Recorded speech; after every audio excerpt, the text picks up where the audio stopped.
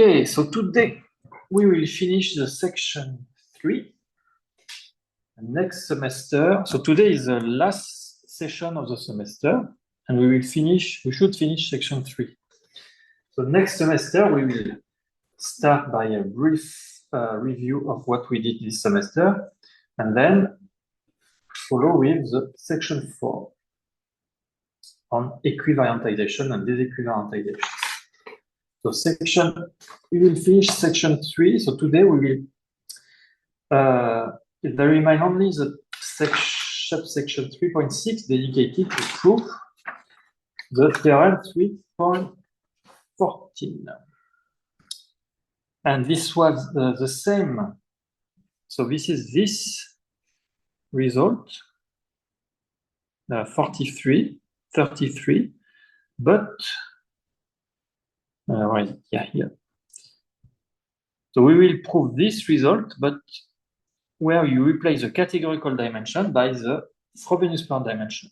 Of course, as I said last time, if the category is pseudo-unitary, then it is immediate, but in general, a category is not pseudo-unitary, so you cannot immediately deduce the equality for Frobenius-Perron dimension from that.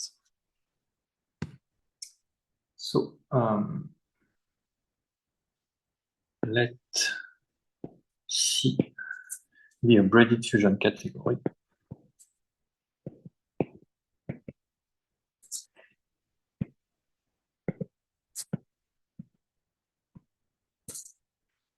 And let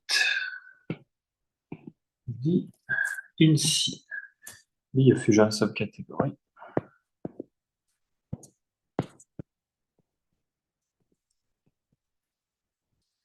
Then Frobenius-Perron dimension of D times the Frobenius-Perron dimension prime equal Frobenius-Perron dimension of C. Frobenius-Perron dimension of D intersection C prime. So you can see that as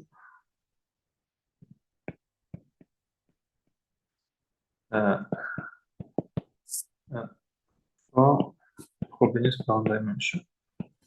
So not exactly as, I should say as, but for.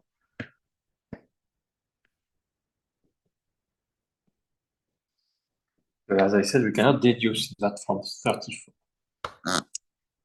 Okay. So this will be, this was equation 37. Okay. So, proof.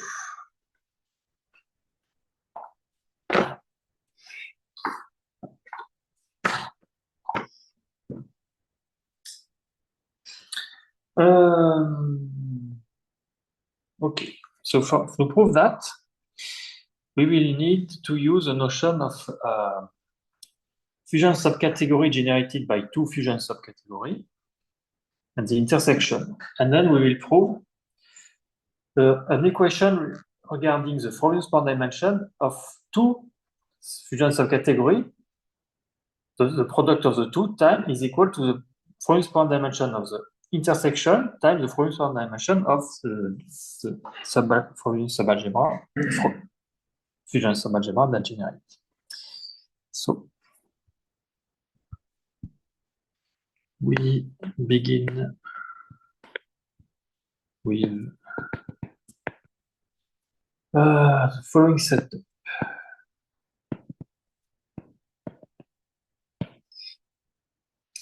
So you take a fusion category and two fusion subcategories. Let's see. Fusion category. And let A, B, C be fusion subcategory.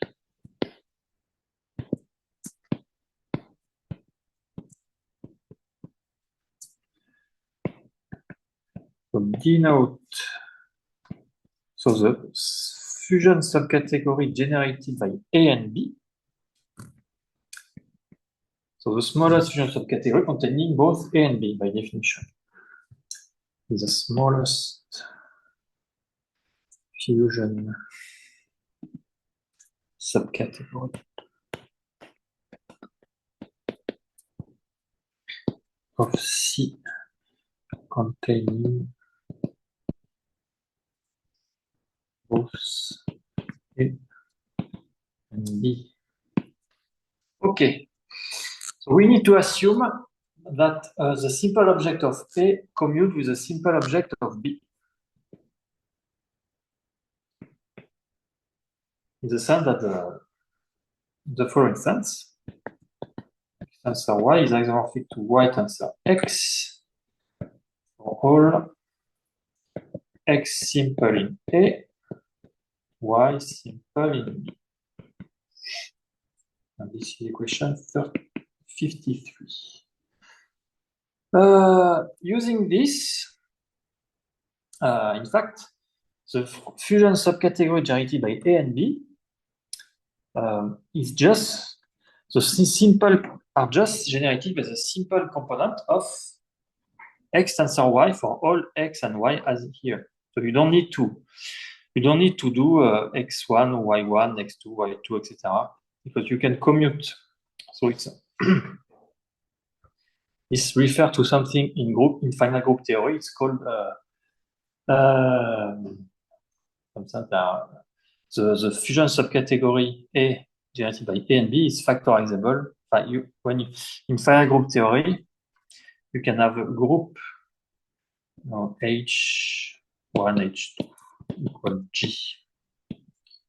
If H1 and H2 commute in that sense, then the subgroup generated by H1 and H2 is just the product. Anyway.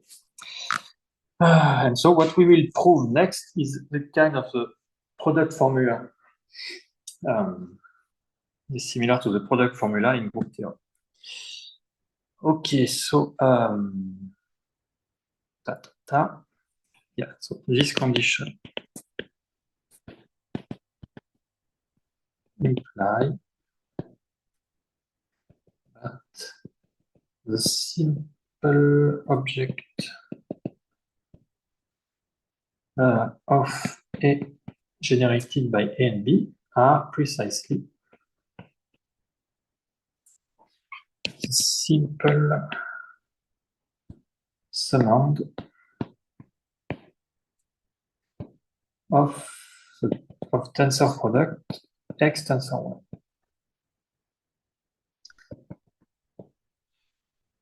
Where, as before, X is simple in A, Y simple in B.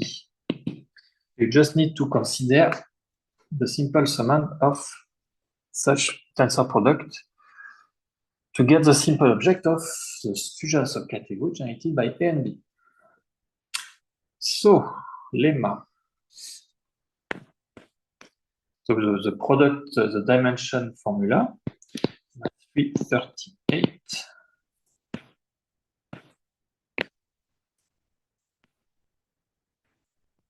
Let C A be as before, B as above.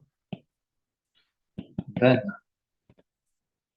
the Frobenius-Perron dimension A times the Frobenius-Perron dimension of B equal the Frobenius-Perron dimension of the fusion subcategory generated by A and B times the Frobenius-Perron dimension of the intersection. And this is question 54. Okay. So this is fundamental identity. So proof.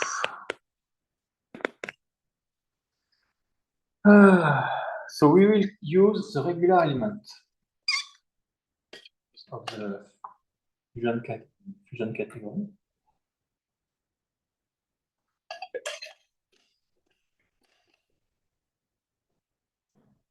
Of the Grothendieck degree, in fact. Yeah.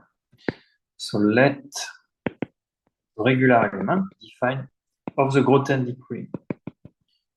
So here we identify the simple object in the category with the simple object in the Grothendieck ring.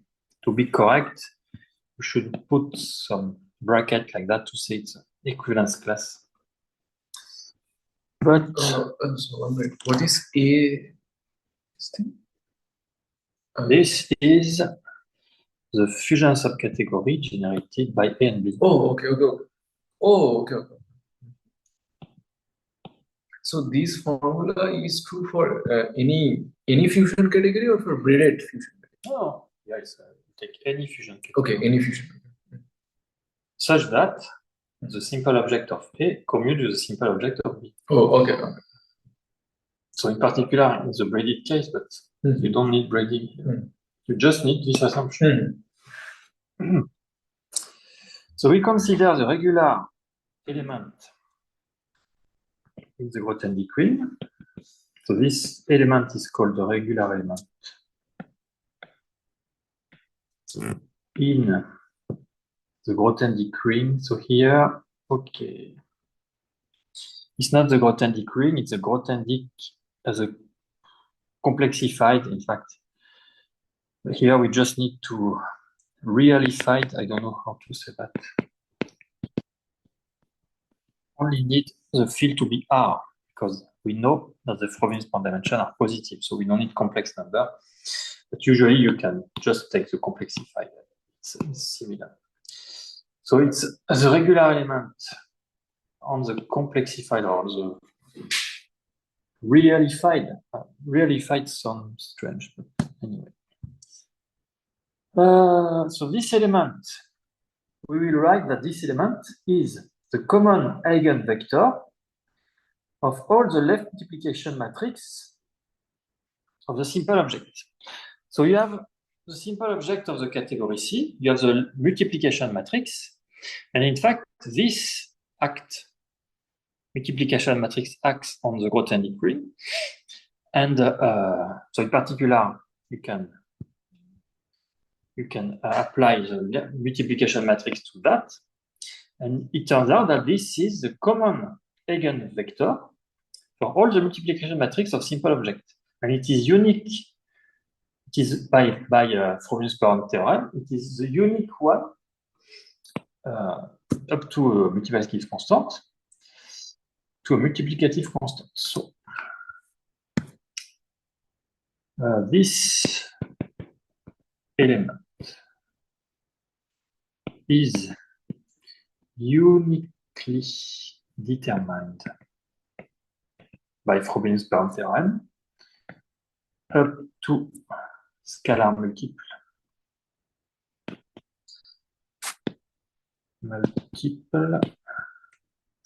by the property of being an eigenvector of left multiplication matrix. Y tensor. So here you have to be careful. This corresponds, if you identify this with the element in the Grothendieck ring, the point is that this makes no sense in the category. So writing, you can write a multiplicity space if you like, but otherwise you need to write like that with multiplicity space. So here, putting a tensor product here is a little bit confusing, but you should think that as a product in the Grothendieck ring. But I'm not even sure I did the mistake myself. Let me check. 338.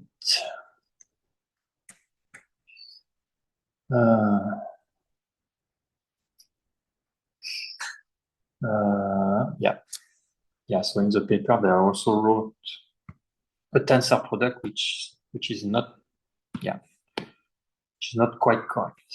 It's a product in the algebra. It's not a tensor product. So there is this confusion between the identification. So because we identify this with simple object is a category or basic element in the Grothendieck ring. Anyway, I hope it's understandable. So you write it this way. So it's eigenvector for the left multiplication by the simple object y with eigenvalue, the Frobenius per dimension of y. And this should work for all simple objects.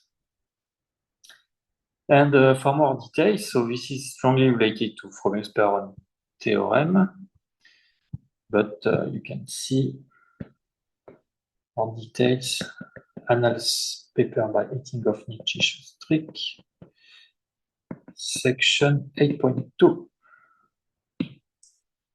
So as I said, it means that the regular element provide a common eigenvector for all the left multiplication matrices of the simple object. Okay. And uniqueness, use Frobenius Perron theorem. Okay. Okay. Now,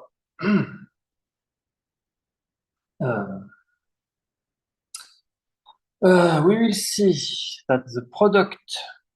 So you consider the regular element for the fusion subcategory.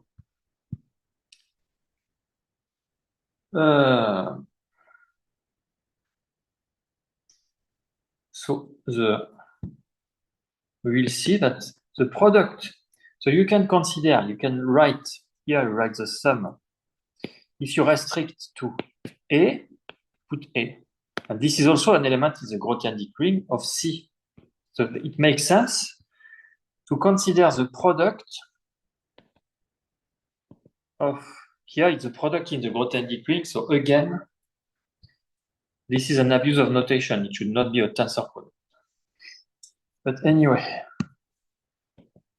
the multiplication of two regular elements corresponding to two fusion subcategories is a multiplicative constant of the regular element for the fusion subcategory generated by A and B.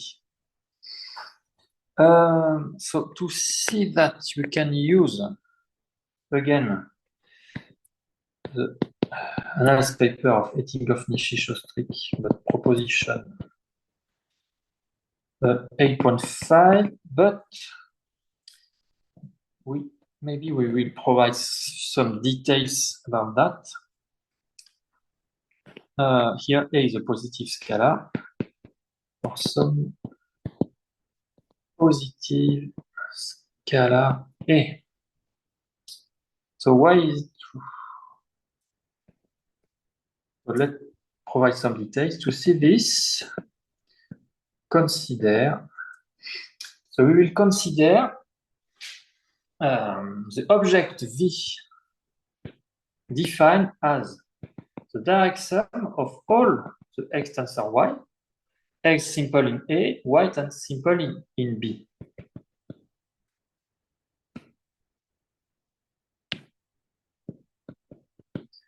Y simple in B.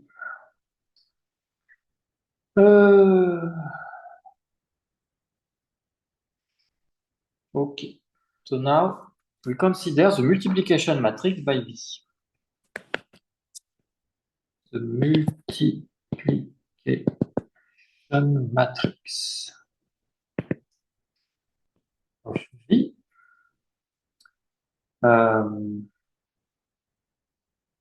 in the Grothendieck ring B, like that.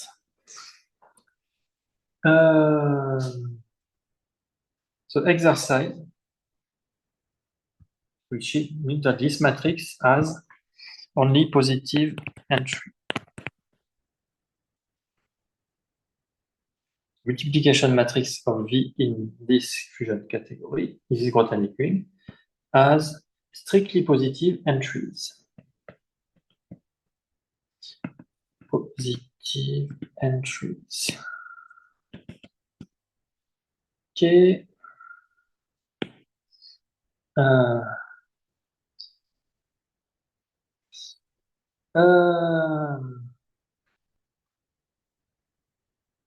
Okay, and so this one, both this one and this one are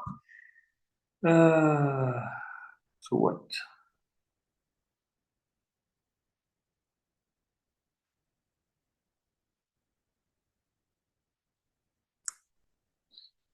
Eigenvector. So this one and this one are eigenvector of this left multiplication. Eigen, wait, let me check. I got a typo somewhere. Yeah, eigenvector. Frobenius-Perron eigenvector.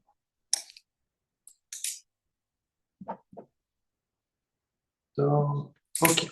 So why this and this are Frobenius-Perron, and so by Frobenius-Perron theorem, if you have a matrix with strictly positive entry, there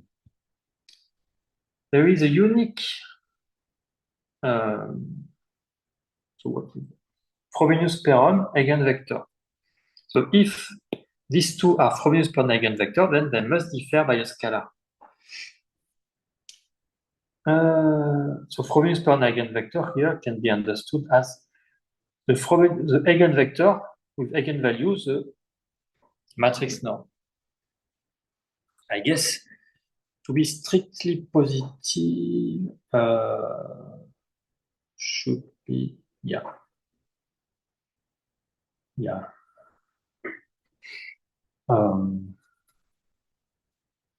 Yeah.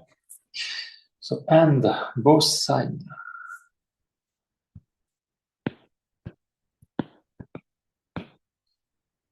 Of equation 55, so here,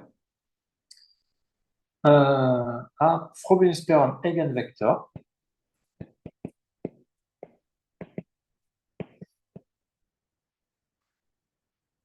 eigenvectors of, so the unique eigenvector with eigenvalue, the matrix norm of the left multiplication matrix by this, which is exactly the Frobenius-Perron dimension of V. So we will see why. Let me explain why. So they must differ by a positive scalar.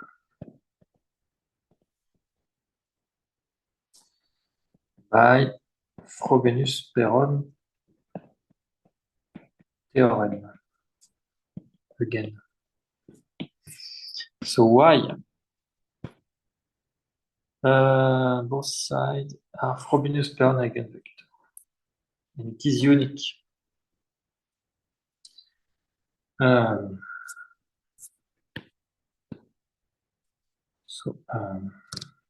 Since Frobenius-Perron eigenvector is unique up to scalar multiple.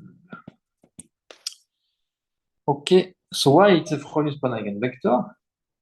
So V tensor R is like that. So this is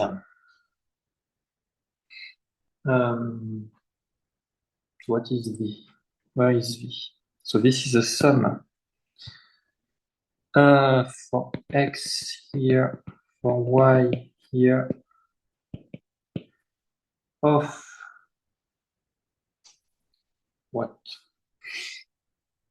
X tensor 1 And R. Hmm, that's R like that. But we know that this R, so I guess you should write it which way. So this R is the, so if you consider as before, for example, you can assume C is generated by A and B. Without loss of generality, you can do that. And so you have that, so you can apply this to here. So what you get is the following. It's equal to the sum of, so Frobenius-Perron dimension of X, Frobenius-Perron dimension of Y, are A, like that. Okay. And this is equal to the Frobenius-Perron dimension of V times that. Similarly, if you do that,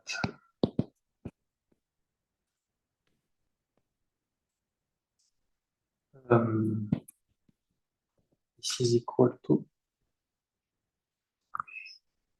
and here, what do you use? Yeah, you use the equation 53, the fact, you need the fact that like, you need this commutation. A commute. So you can put the X, so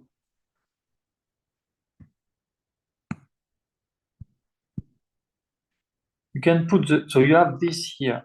So you have this here. So you can move the X for this one and the Y for this one because of the commutation relation. And so you get exactly the same thing. Frobenius-Perron dimension of V R A tensor R. Okay. So they both are Frobenius-Perron eigenvector.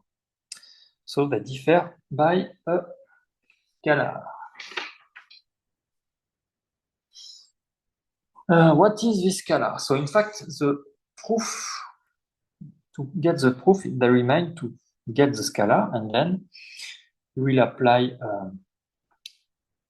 if you get the scalar here, you apply the Frobenius-Perron dimension here, you will get the result. Okay. So by the scalar A equal the multiplicity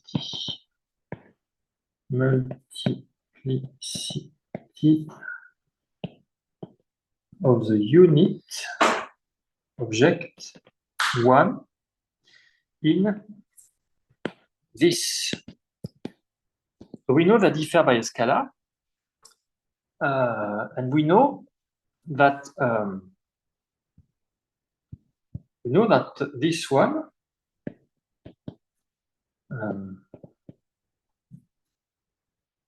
so this multiplicity is 1 in here by definition of the regular element. The regular element as it is defined here, the coefficient of 1 is 1, the Frobenius-Perron dimension of 1. So it is 1 for this one. For this one, because they differ by a scalar, we know that the coefficient of 1 here is exactly the scalar we are looking for. But if you look, if you develop that, and you consider the coefficient of 1, you can get the following. So, which is also the multiplicity 1 in, so you develop R A tensor RB and you only focus on object. We're providing the unit. So you are interested in simple object here, which are dual to a simple object here to get a unit. So Z here, so in the intersection,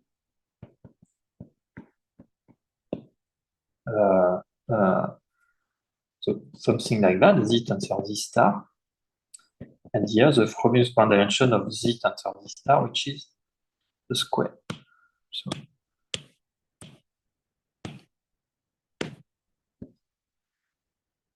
So this is immediate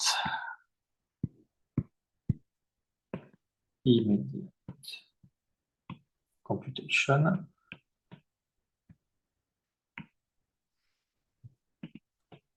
Develop R RB. Okay. And so the coefficient of 1 here, so Z is a simple object. So the coefficient of 1 here is 1. So you are just that, which is the Frobenius point dimension of the intersection. Hence, A equal the Frobenius point dimension of the intersection. Okay, now you apply the Frobenius parent dimension, taking to equation 55 before.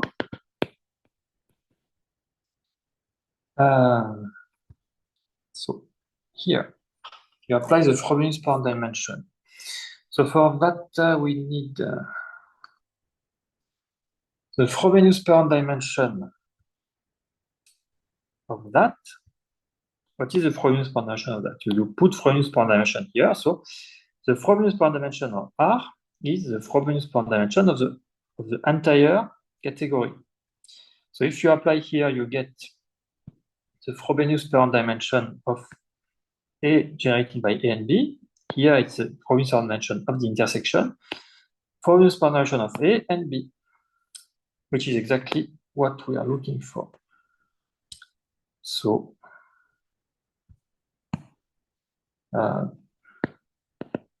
build the claim identity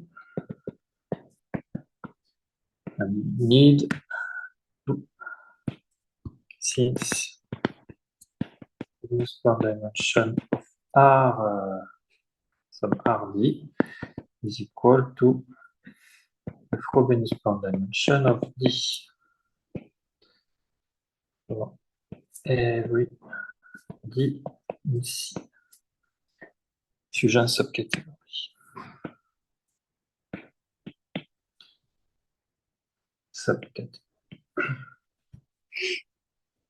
And this is immediate. Okay, so we got this lemma, and now we will use several times this lemma to prove this. So we will apply this lemma to get this. So we will first prove this identity when C is non-degenerate, but we want the identity without, so for braided, but without assuming non-degenerate. So we will prove the identity when it is non-degenerate.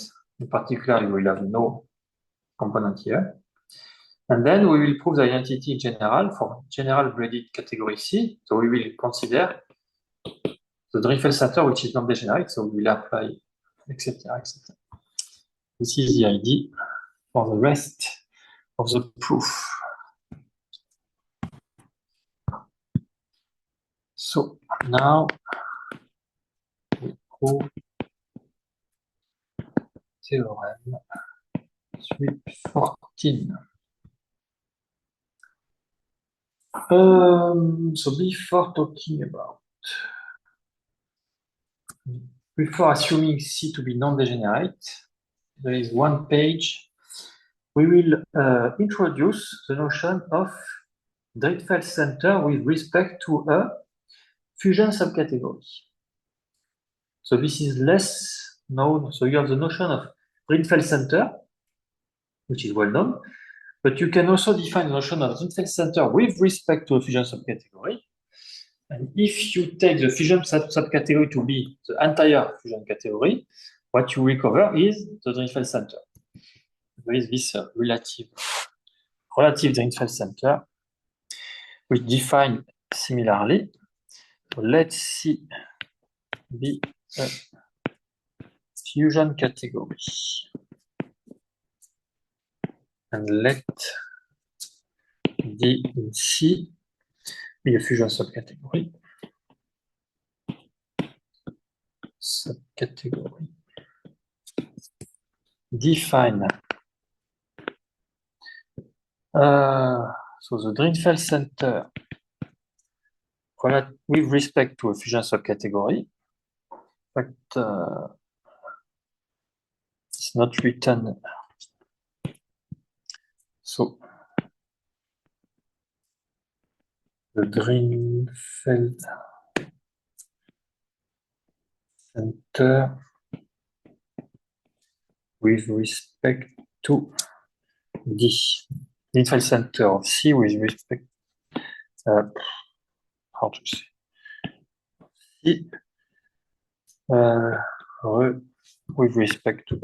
I don't know how to say. In fact, it's not written. The name is not written in the paper. With respect to D. Anyway.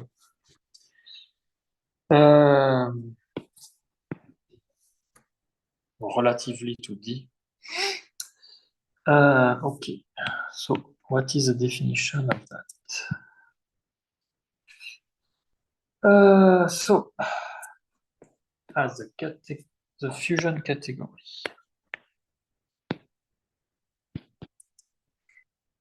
Whose object. So let me just, before I will, just to clarify, in fact, this new construction is not essentially new. Why? Because the Drinfeld center is equal to the dual of C tensor C up with respect to C as a module category. And in fact, this will be just D tensor C up dual with respect to C. So you just replace here the C by a fusion. So you don't get something essentially new. It's known as, so this is known category. The construction of dual with respect to a module is known. So this is nothing new. So this is Morita equivalent to that. As we will, by definition of dual with respect to the module. Not by definition, but it's a property. So whose object are pair. So as for the Drinfeld center, whose object are pairs,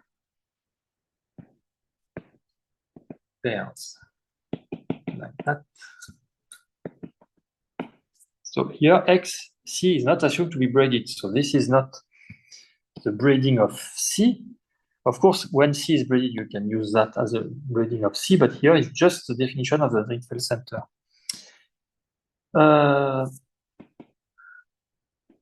As for the definition of the Drinfeld center. So X is simple, is an object C, and C. So C is a natural isomorphism.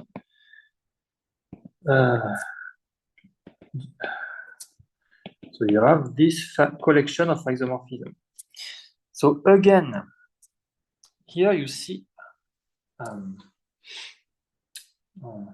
not all objects in C are here because we need to commute. So V is in D. So in some sense, X should commute with D. So not all objects of C commute with D, but we only consider the one who commute with D. In particular, so exactly as for the Drinfeld center, when D equals C, you only consider the object we commute. So for the first point, not all objects appear here, only those commuting, so V is in D. In particular, the object, you have an object here which is in the center. It does not imply that all its simple components are in the center. In fact, the simple objects in the center are not simple as seen in C. Okay, so there are these 2 points you have to be careful. So let me finish the sentence and then we will make the pause. Oh, 7 people. I did not expect much. Is a family of natural isomorphism.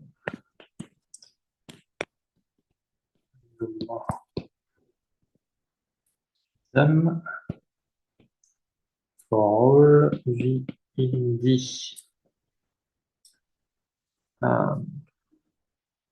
So satisfy. So it's not enough. It should satisfy some half-breeding condition. So the same. So it's the condition of natural isomorphism first, then the half-breeding condition. So the same compatibility condition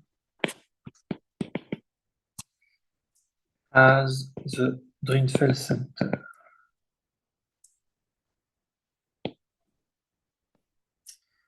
So in particular, the Drinfeld center of C with respect to C is the Drinfeld center itself. But be careful. This is the modular tensor category, in particular is braided. This may not be braided. I don't think it's always braided. If you take, for example, D equal trivial, what you get is here you just put 1 and 1. So you get something trivial. So I guess Z1C is C. So because C is not braided, I guess this, so in particular, this cannot be braided in general. But this is braided and modular. Okay, so let's make the pause now and come back after 5 minutes.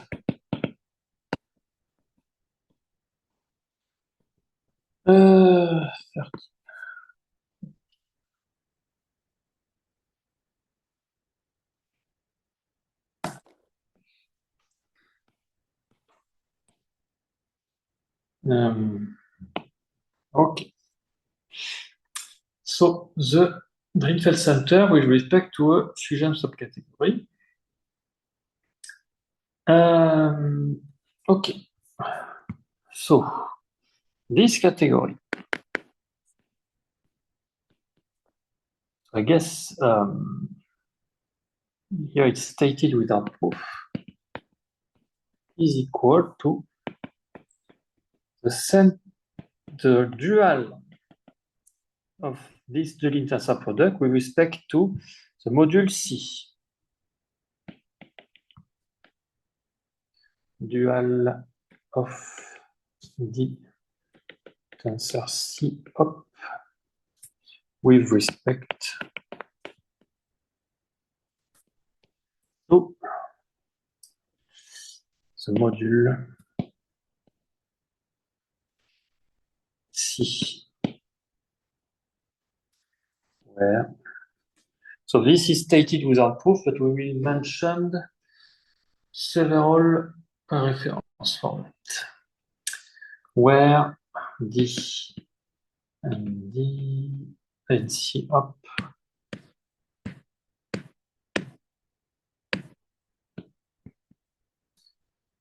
act on C by left and right tensoring respectively. By left and right tensoring respectively. And reference, so Muger 2003, Ostrich also 2003.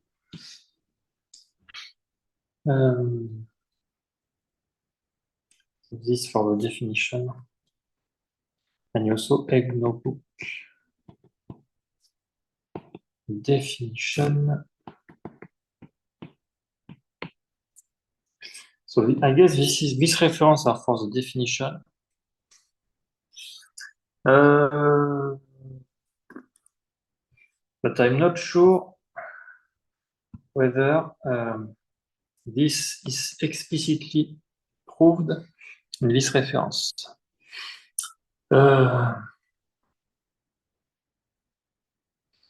Otherwise, it's an exercise, but anyway. So we have that. Then we know what is, we know that the Frobenius-Perron dimension of that, the Frobenius-Perron dimension of a dual with respect to a module is equal to the Frobenius-Perron dimension of the category itself, which is equal to the product of the two from, because it's a Deligne tensor product. And this is written, for example, in Annals paper of Nishi-Shostrik, but also in Egg Notebook, but I did not look for references in Egg Notebook. So here you get that the Frobenius-Perron dimension of the Drinfeld center of C with respect to D is equal to the Frobenius-Perron dimension of D Deligne tensor C up, which is the Frobenius-Perron dimension of D times the Frobenius-Perron dimension of C. And this is equation 56. Okay.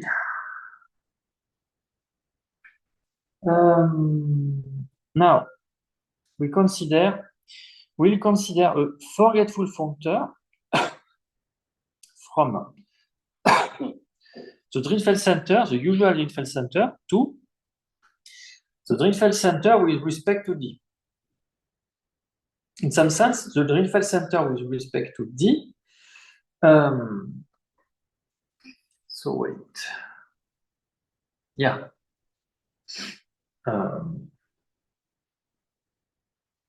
Let me write this way. So furthermore,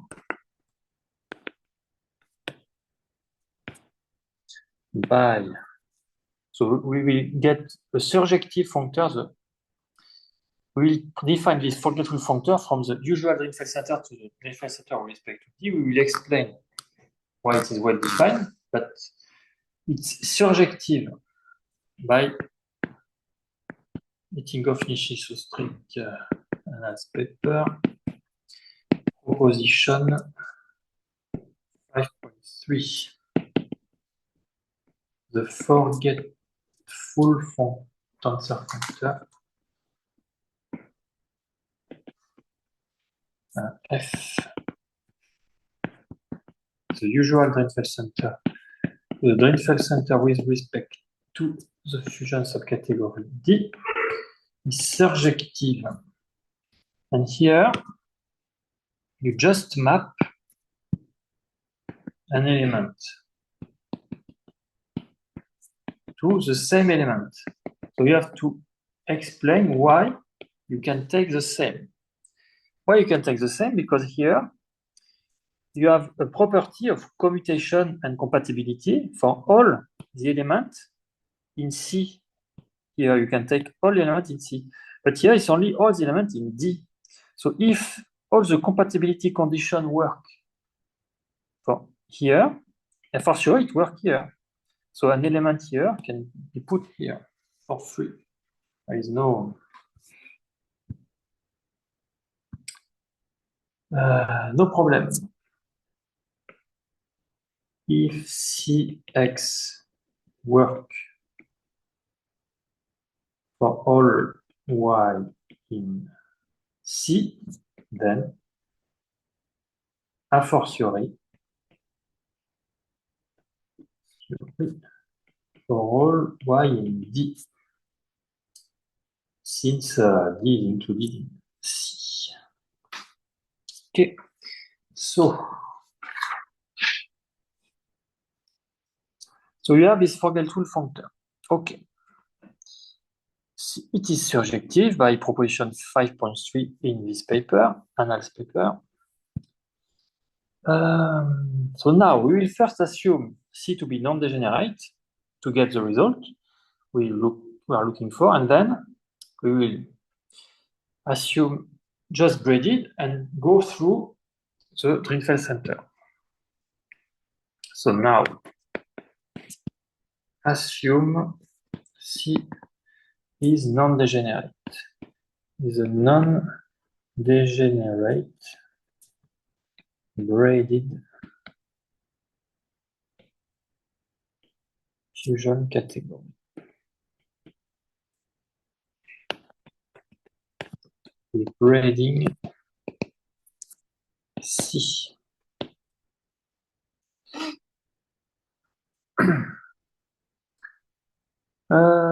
Okay, so C non-degenerate. Now we consider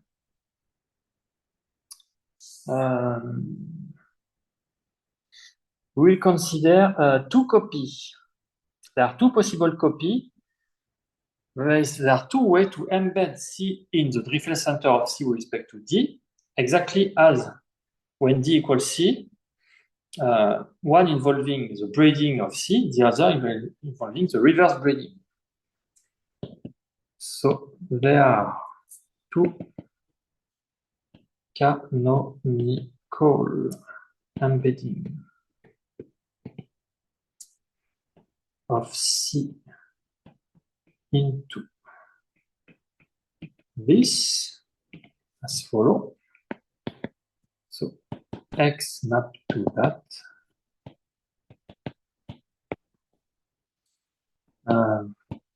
Denoted. So this is the usual one. And X with the reverse braiding.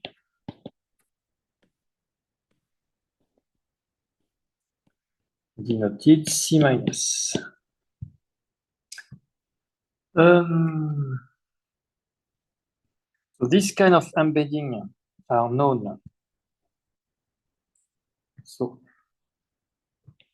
known when D equals C. So Dirichlet center. So just apply the surjective Vogel-Tool functor F. But yeah, in fact, we don't even need to do that. You can do it directly. You can do that directly, or do that, or do it directly. Do directly. It's okay. Yeah.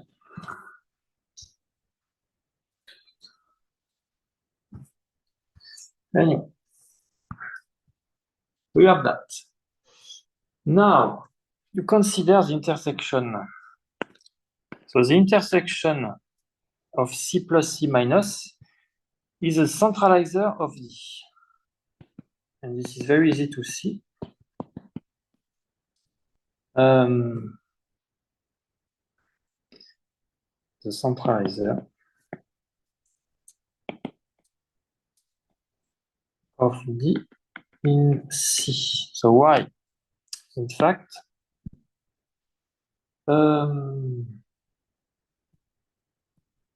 so we already did something similar without assume. In fact, for all what is written here, you don't need non-degenerate. We will use non-degeneracy later. And we see before that when you take D equals C, braided without assuming non-degenerate, we don't need. This intersection is a centralizer of C. But you just apply the same method here. Remember, when you consider the intersection, you consider objects which are of this form, both of this form and of this form. And here you have object in D, in fact. So it is, you can see as an exercise similar to before that the intersection is a centralizer.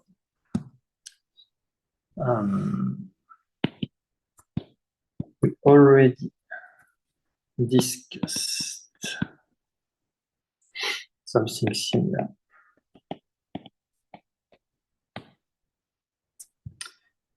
In the proof of proposition 3.7. So we wrote the details in this proof. Okay. Now,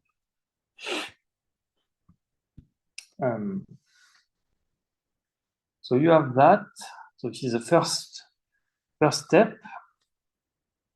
Now, we will write C plus and C minus again.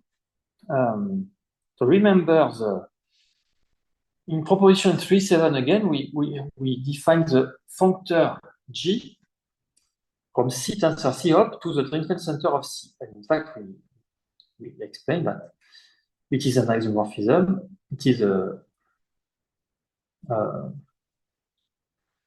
an equivalence of category if and only if C is non-degenerate. But this functor exists, G exists in general. But here, because it is non-degenerate, it's an equivalence. So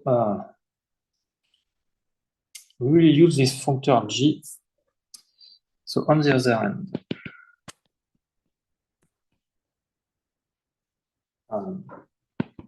we know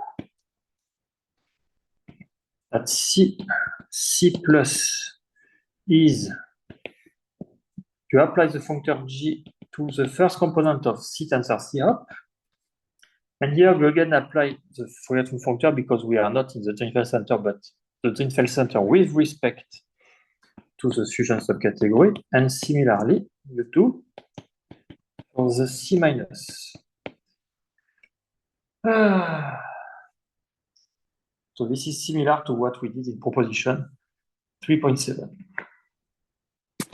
where G from C tensor C up to the Drinfeld center is the functor from proposition 3.7. And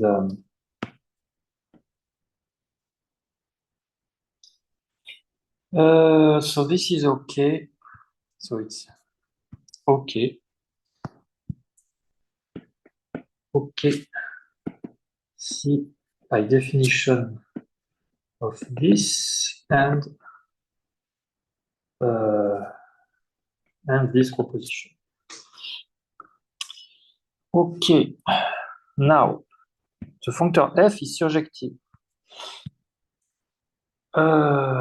So we can deduce that the fusion subcategory generated by that and that is exactly the Drinfeld is exactly the Drinfeld center with respect to D.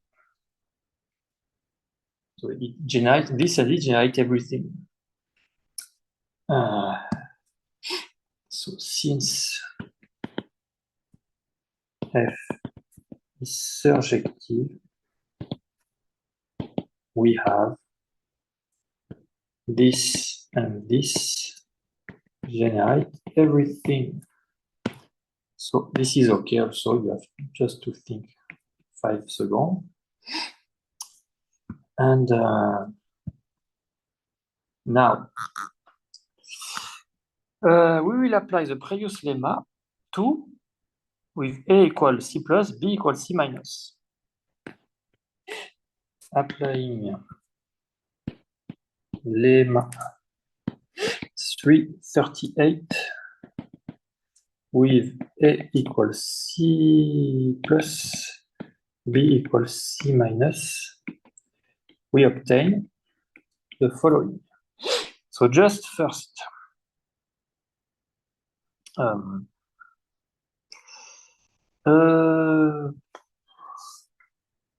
so you have Frobenius-Perron dimension of C plus times Frobenius-Perron dimension of C minus, which is equal to the Frobenius-Perron dimension of C plus C minus, Frobenius-Perron dimension of C plus intersection C minus.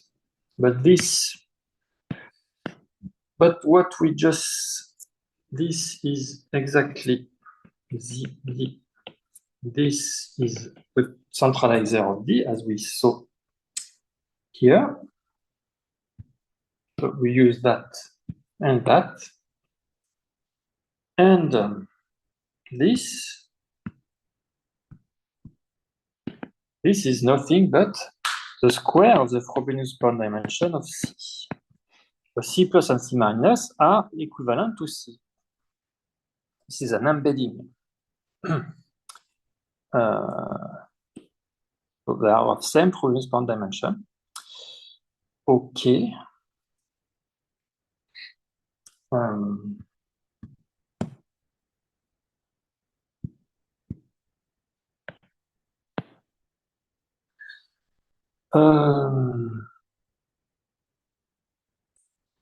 Now, we have a formula. The equation 56 provides a formula for the Frobenius-Perron dimension of that. Equation 56 is here. So we get that here, dc. We have 2c, so we can simplify a c. So we get so where did we use the fact that it is non-degenerate? It's not clear.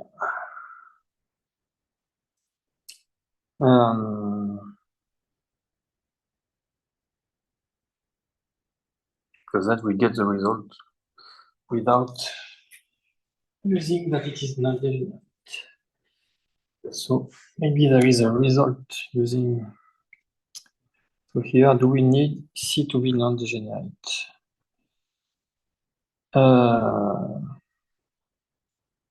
Don't think so. In fact, here C is not even braided. Okay. I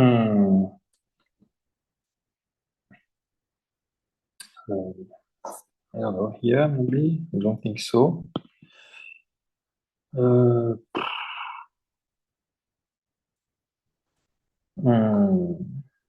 Maybe we need G to be, maybe here.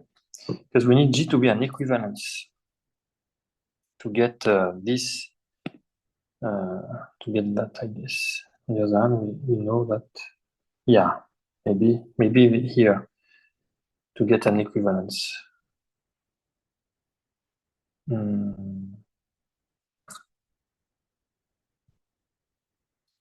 So maybe let me write as an exercise. Where exercise? Where non-degenerate of C is used, and I guess it is, but I'm not 100% sure, we need G to be an equivalence. So this G is defined in general for braided C, but it is an equivalence if and only if C is not degenerate.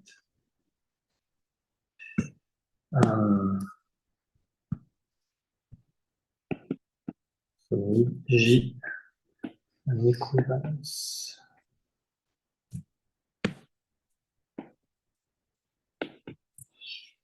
Okay. I guess it is that.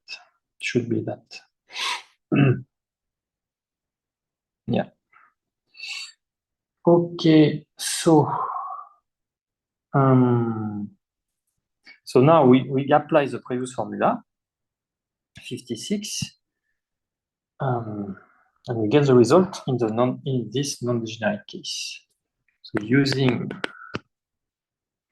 equation 6, we deduce. So equation 56, let me repeat. So you have a form, you have identity involving the Frobenius dimension of the Dirichlet center with respect to D. So you have D and C here. So you replace here. You get Frobenius parent dimension of C square equal the Frobenius parent dimension of C, Frobenius parent dimension of D, Frobenius parent dimension of D centralizer.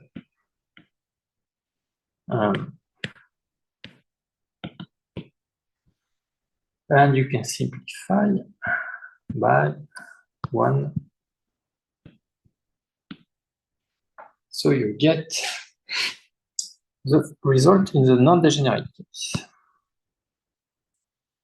So this dimension C equal Frobenius parent dimension of T times Frobenius parent dimension of D prime in the non-degenerate case. Now, let C be any braided fusion category, so not necessarily non-degenerate. Any braided fusion category, not necessarily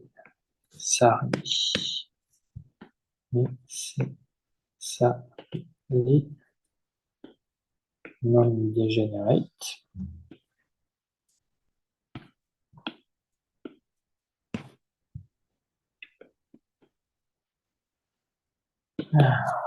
Okay, and now we will consider the centralizer of D and C as embedded in the Dirichlet center. So we will use another notation. So let D curved like that. C index curve like that denote the centralizer of D and C as embedded in the non-degenerate braided fusion category, the Dirichlet center of C. So we will apply this identity, but we replace C by the Dirichlet center of C. Replace D by this D centralizer by D centralizer curve like that. So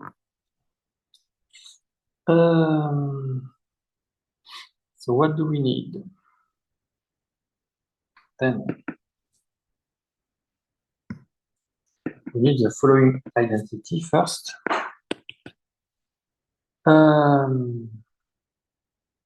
So the centralizer of D in C. In fact, there is a notation. Now there is a new notation for centralizer. They use like, in fact, people they no more use something like that. They use, yeah, Luger. So like that or like that. Should. This one, Second one. which is exactly the notation we use for the Niffel center with respect to. But maybe they do not align. They may not be aligned. Anyway, we will use the notation of this paper, but be careful. There is another notation nowadays. So Luger center. What is the notation? Yeah, Luger center. It's not Z2, Z2, no? For the second, you have the Drinfeld center, Z, and the Luger center, C2. I forgot. Anyway. So the centralizer of D in C is so like that, and it is the centralizer in the Drinfeld center intersection. So when you are everything is in the Drinfeld center. So this is in the Drinfeld center. This is in the Drinfeld center. So this is the centralizer of D in the Drinfeld center. But you can also consider the centralizer of D in C. So this is also in the Drinfeld center. But it is this one intersection this one. So it's immediate. This is immediate. In fact, there is no problem. And the intersection of D with the Drinfeld center of C with the centralizer of C in the Drinfeld center, it is equal to the intersection of D with the centralizer of C in C as embedded in the Drinfeld center. So it's a little confusing, but it's, you can see it as an exercise, but it's more or less immediate exercise.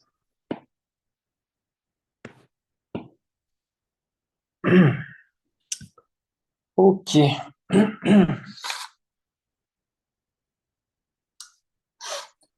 Okay.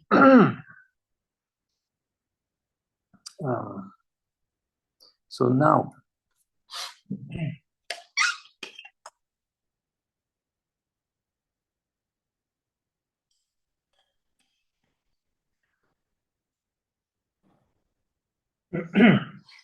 now we will consider,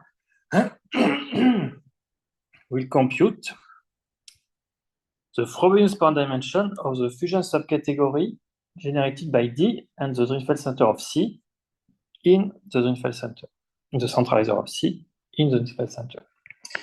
So we compute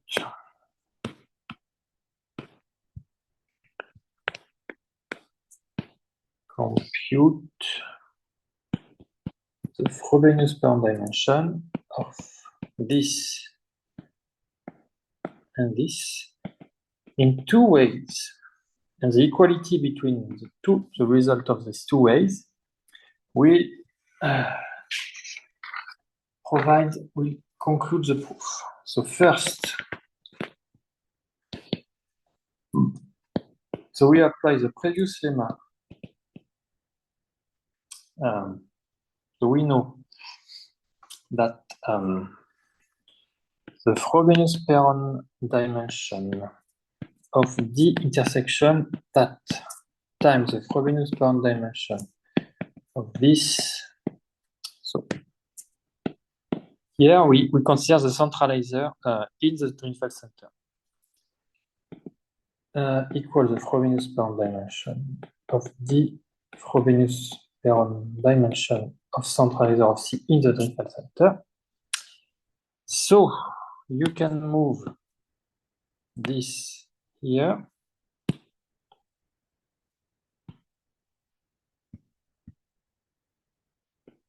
Make a ratio like that. And so this is the identity coming from the lemma. And then, what is that?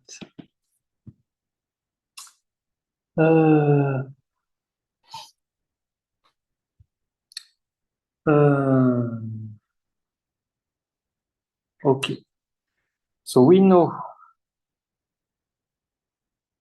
from this one that here you can replace by centralizer of C in C.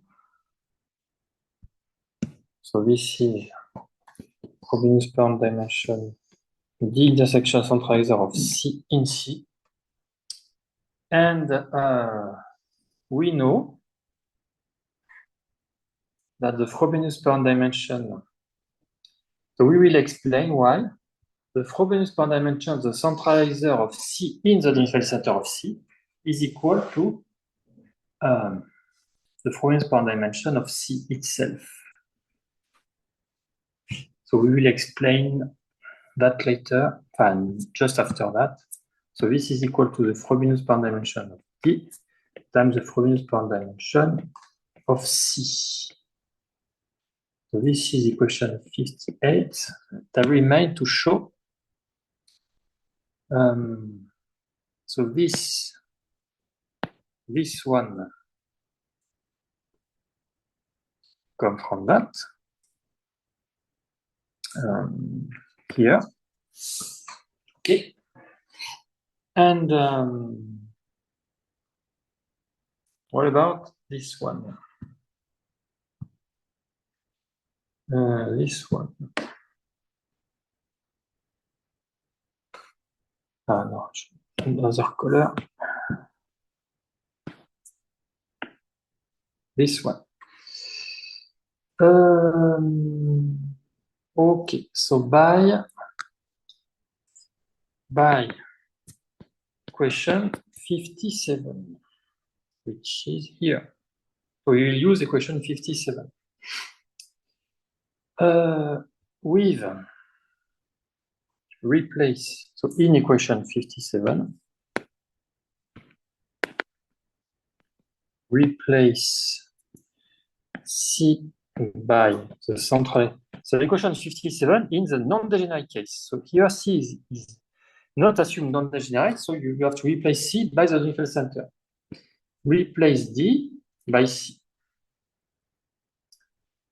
Replacement. So you get Frobenius parent dimension of the Dirichlet center C equals the Frobenius parent dimension of the centralizer of C in the Dirichlet center times the Frobenius parent dimension of C, which is exactly this. You have the Dirichlet center, you have C, and the centralizer of C in the Dirichlet center.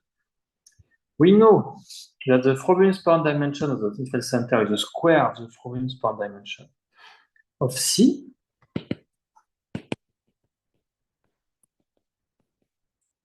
And this is by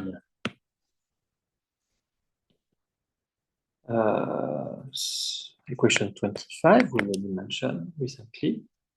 So you can simplify. So you can simplify this by this, and you get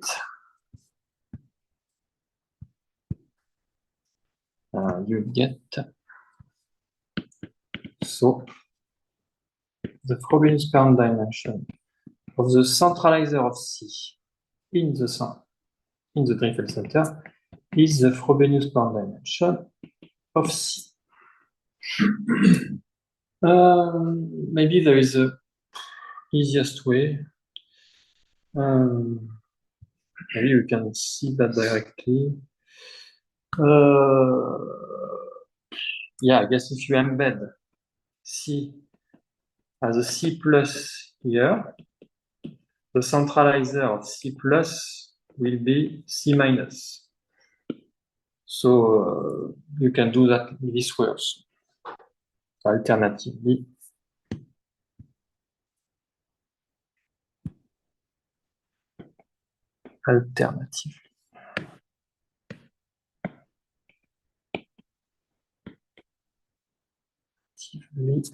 C plus centralizer is equal to C minus. Let's see, as an exercise. Okay.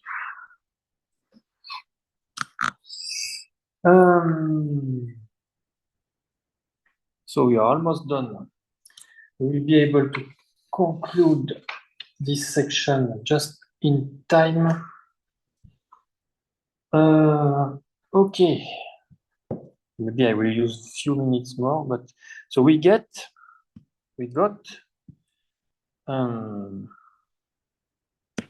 this identity we are looking for.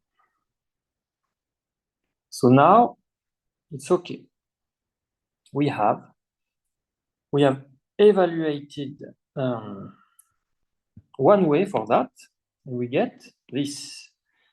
Now we will use another way. We get something else equal to that, and the equality between the two will provide the result. So second, using 57 and 25, we get. So Frobenius-Perron dimension of that. Here you use 55. So you use 57 with where?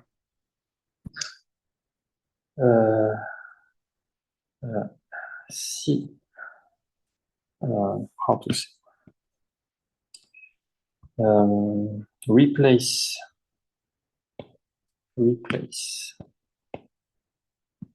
C by the Drinfeld center of C, and replace D by this. Okay, so same trick as before. You get so something like that. And you get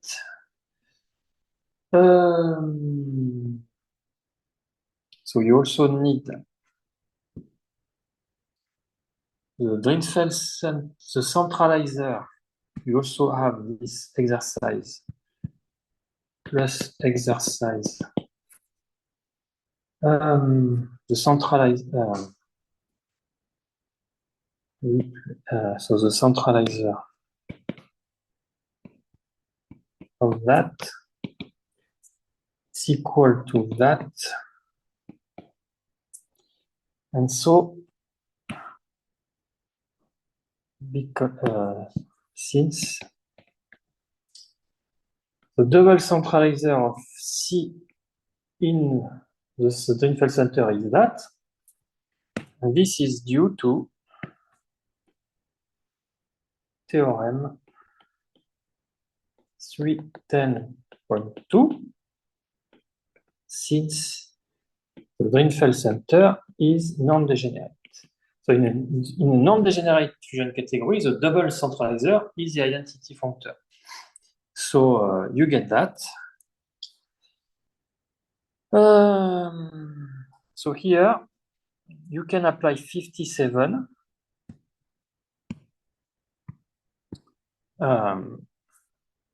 this way. So here you get Frobenius-Perron dimension of the centralizer of that. But as I already in exercise below, which is equal to that. Okay, and then this is equal to so here you use the equation 25 for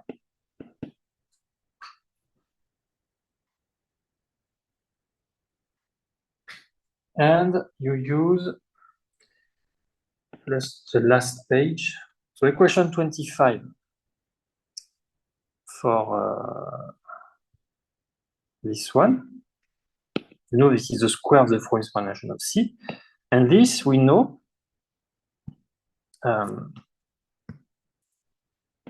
D is equal to D prime, I guess, written here.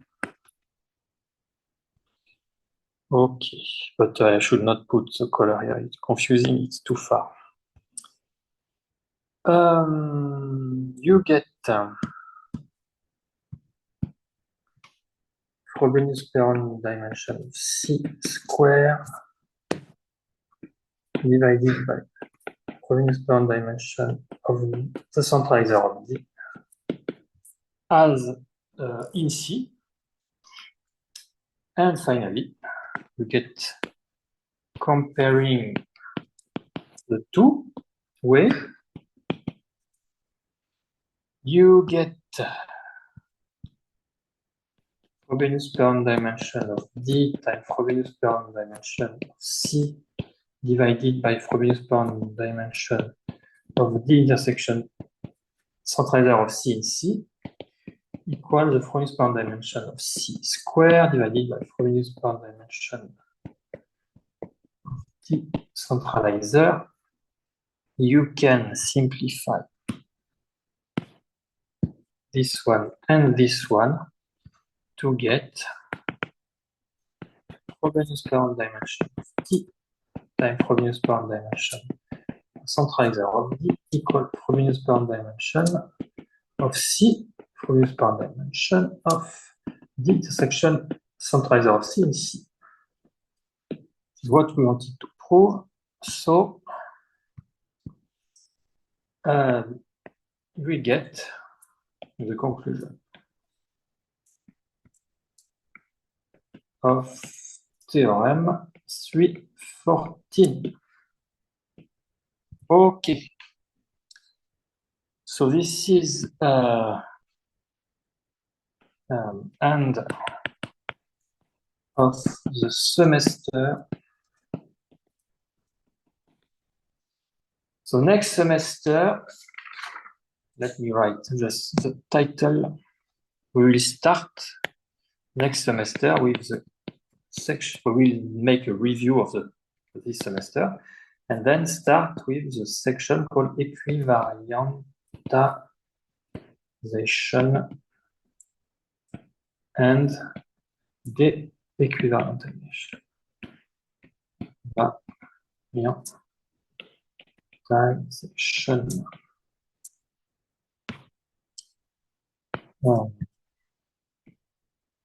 Equivariantization.